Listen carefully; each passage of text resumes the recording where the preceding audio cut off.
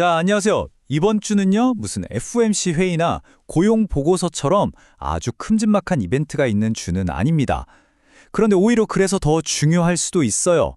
왜냐하면 미국 경제의 진짜 체력이 어떤지 속살을 들여다보는 일종의 정밀 건강 검진 같은 주간이거든요. 지금부터 그 내용을 하나씩 아주 알기 쉽게 파헤쳐 보겠습니다. 그래서 이번 주 내내 우리가 머릿속에 가져가야 할 가장 큰 질문은 바로 이겁니다. 지금 미국 경제 정말 괜찮은 걸까요?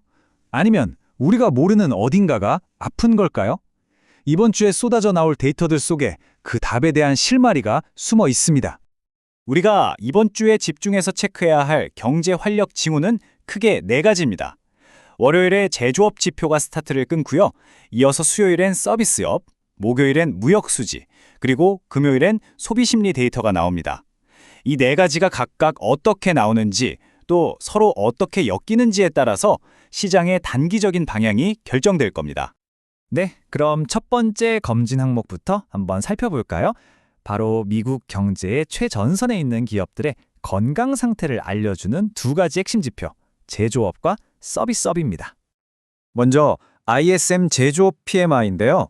사실 미국 경제 전체에서 제조업이 차지하는 비중이 그렇게 크진 않아요.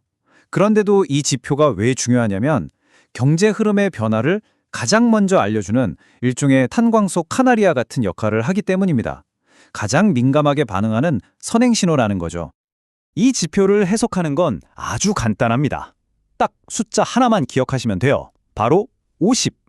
50보다 높으면 경기가 확장하고 있다, 즉 좋아지고 있다는 뜻이고요. 50보다 낮으면 경기가 위축되고 있다, 나빠지고 있다는 뜻입니다. 이 지준선 하나로 지금 상황을 바로 파악할 수 있는 거죠. 자, 근데 여기서부터가 정말 흥미롭습니다. 시장이 이걸 어떻게 받아들이냐 하는 건데요. 지표가 50을 넘어서 좋게 나오면 이제 경기가 바닥을 찍고 살아나는구나 하면서 산업재나 에너지 같은 경기 민검주들이 힘을 받습니다. 반대로 지표가 안 좋게 나오면 어떨까요? 경기 침체 우려가 커지겠죠? 그런데 아이러니하게도 경기가 안 좋으니 중앙은행이 곧 금리를 내리겠구나 하는 기대감 때문에 오히려 기술주에는 단기적으로 좋은 소식이 될 수도 있다는 겁니다. 참 재밌죠? 하지만 제조업이 미국 경제의 전부는 아닙니다. 진짜 중요한 건 사실 따로 있거든요. 이 차트를 한번 보시죠. 보이시나요? 미국 경제의 무려 70% 이상을 차지하는 거대한 엔진, 바로 서비스업입니다. 네, 그래서 이 ISM 서비스업 PMI야말로 미국 경제의 진짜 맥박을 재는 거라고 할 수 있습니다. 우리가 아는 대부분의 금융, 여행, IT 플랫폼 기업들 활동이 다 여기에 포함되거든요. 경제 시스템의 3분의 2 이상이 여기에 달려있는 셈이죠.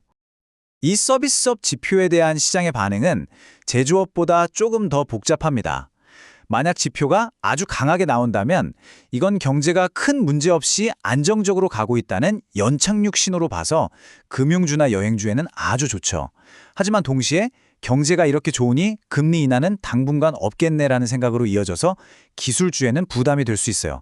반대로 지표가 약하게 나오면 소비 둔화 걱정이 커지지만 또다시 역설적으로 이러면 금리 인하 하겠지? 라는 기대감이 커지면서 성장주가 판짝하고 오를 수 있는 겁니다. 자, 지금까지는 기업들의 건강 상태를 짚어봤습니다. 이제는 시야를 좀 더 넓혀서 미국 경제에 영향을 미치는 외부 요인과 내부 요인, 바로 글로벌 수요와 미국 소비자들의 마음 상태를 점검해 볼 차례입니다. 다음은 무역 수지입니다. 솔직히 이 지표가 발표된다고 해서 당장 주식시장이 막 위아래로 움직이는 경우는 드뭅니다. 하지만 전 세계적으로 경기가 어떤지, 그래서 애플이나 테슬라 같은 글로벌 기업들의 해외 실적이 어떨지를 가늠해 볼 수 있는 아주 중요한 배경 정보가 되죠. 만약 무역 적자가 줄어들었다, 이게 무슨 뜻일까요? 간단합니다. 미국이 해외에 물건을 더 많이 팔았거나 아니면 해외에서 물건을 덜 사왔다는 뜻이죠. 둘 다 세계 경기가 살아나고 있다는 긍정적인 신호로 볼 수 있습니다. 반대로 적자가 커지면요, 해외에서 미국 제품에 대한 수요가 줄고 있다는 뜻이니까 수출로 먹고 사는 기업들한테는 위험 신호가 쳐지는 셈입니다. 자, 드디어 마지막 활력 징후입니다. 어쩌면 이게 가장 중요할 수도 있어요. 바로 소비자 심리입니다. 아까 보셨듯이 미국 경제의 70%는 결국 소비가 이끌어가잖아요.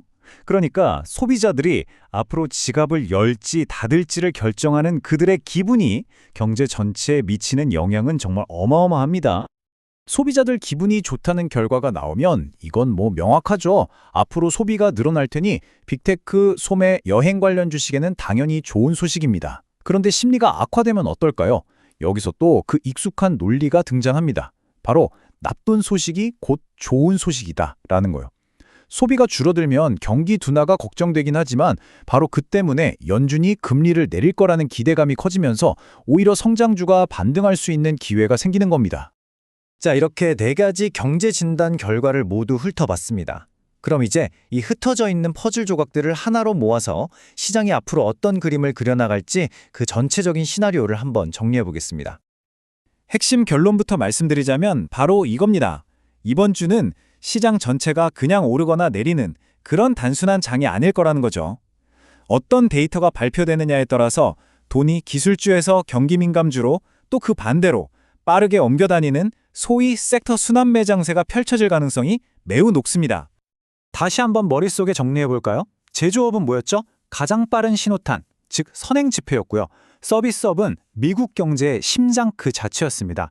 무역 데이터는 글로벌 경제의 온도를 재는 체온계 역할을 하고 마지막으로 소비 심리는 앞으로 사람들이 돈을 얼마나 쓸지에 대한 중요한 예고편이 되는 거죠. 이 4가지가 합쳐져야 비로소 미국 경제의 전체적인 건강 상태가 보이는 겁니다. 좋습니다. 그럼 이 모든 걸 알고 있는 우리는 투자자로서 뭘 어떻게 해야 할까요?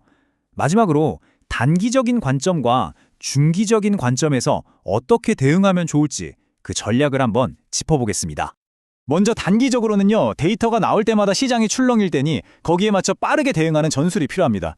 예를 들어 지표가 안 좋게 나오면 금리 인하 기대감으로 기술주에 잠깐 올라탔다가 또 지표가 좋게 나오면 경기 회복 기대로 경기 민감주로 갈아타는 식이죠. 중기적으로 본다면 이번 주는 다음 주에 있을 FOMC 회의를 대비하는 시간입니다.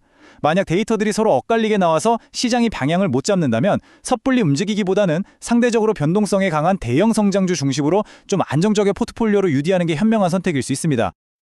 자, 이렇게 이번 주 미국 경제 건강검진의 모든 항목을 살펴봤습니다. 결국 이 모든 데이터들이 가리키는 마지막 질문은 이것 하나로 모아집니다. 과연 미국 경제는 부드럽게 착륙하는 연착륙일까요? 아니면 힘을 잃고 가라앉는 경기 둔화일까요? 혹은 그 둘 사이의 애매한 경계선 위에 아슬아슬하게 서 있는 걸까요? 이번 주 발표될 데이터 하나하나에 그 힌트가 숨어 있을 겁니다. 주의 깊게 지켜보시죠.